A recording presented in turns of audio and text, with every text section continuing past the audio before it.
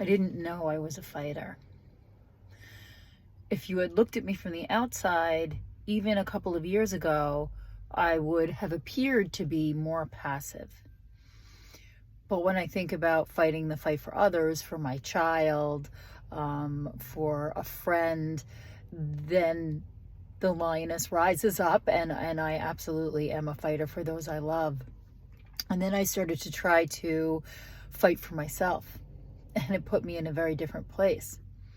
But what I'm being called to do now is to battle by not fighting. It's the struggle to not struggle. And it's a profound one for me. It's where, yes, there will be actions to be taken, but they will not be taken with the sword running up the mountain. And that kind of proactive activity is what I've always known. It's what has given me strength and propelled me forward. And I'll draw on that. This kind of strength is not any less strong. It's actually more strong because it entails complete trust of yourself. And I'm not there yet. You think you are, you get to a plateau, you think you've got a lot of shit sorted, and then something comes up and you're like, wow, boy, it's like I touched that hot pot and I ran the fuck out of there. I didn't stay long enough, not that you should scald your hand, but that you need to learn the lesson and you need to heal and move the energy so you're not living there.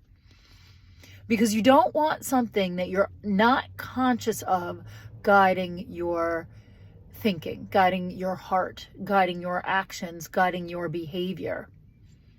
You don't even know you're doing it, is my point. There's no blame there. There's no judgment. How could you know? You don't know. But I choose to know. So I guess what I want to ask you is, do you choose to know? Do you want to know? Do you want to investigate your trauma? I have no judgment if you don't. I really don't. I get it.